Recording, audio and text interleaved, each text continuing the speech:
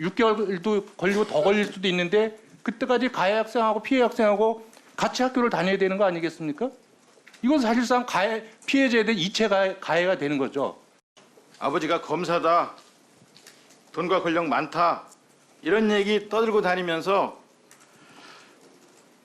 자기들이 이길 거라고 얘기하는 걸 들으면서 불안했어요, 이 피해 학생은. 전학 조치를 11개월이나 늦추고 새 학기에 맞춰 서울 소재의 고등학교로 전학을 간 정 변호사의 아들. 그런데 늑장 전학을 놓고도 의혹이 일고 있습니다.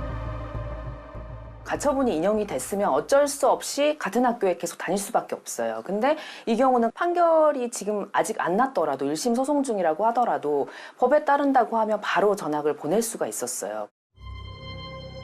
재심 끝에 전학 처분이 확정됐지만 가해 학생에 대한 전학 절차를 밟지 않은 학교. 당시 학교폭력 예방법 시행령에 따르면 가해 학생이 전학 처분을 받으면 학교장은 교육감에게 전학 갈 학교 배정을 지체 없이 요청해야 하지만 이를 지키지 않은 것입니다.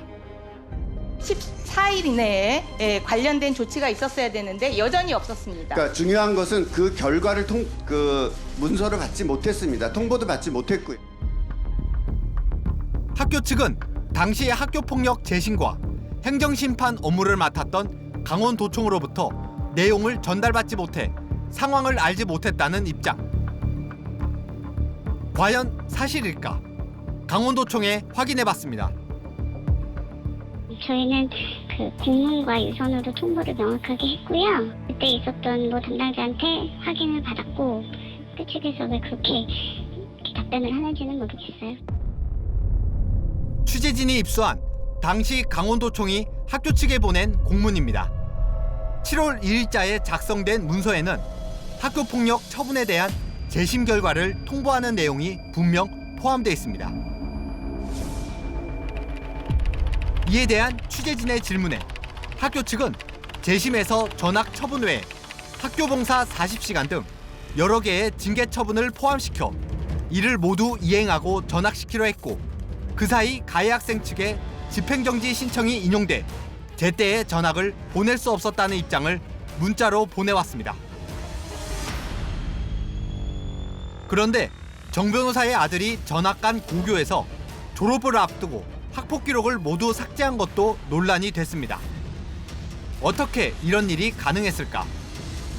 심의위원회를 열기 전에 가장 그 아이를 잘 아는 학급 담임교사 그리고 그 반에서 수업하는 교과 선생님들의 의견을 다 듣고 종합해서 의견서를 냈습니다. 학생이 반성을 했다.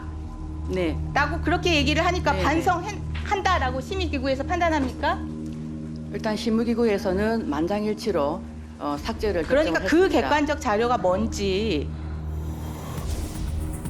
당시 교육부가 배포한 학교생활기록부 기재 요령에 따르면 제8호 전학에 해당되는 가해 학생 조치 사항은 졸업 2년 뒤 삭제하는 것이 원칙입니다.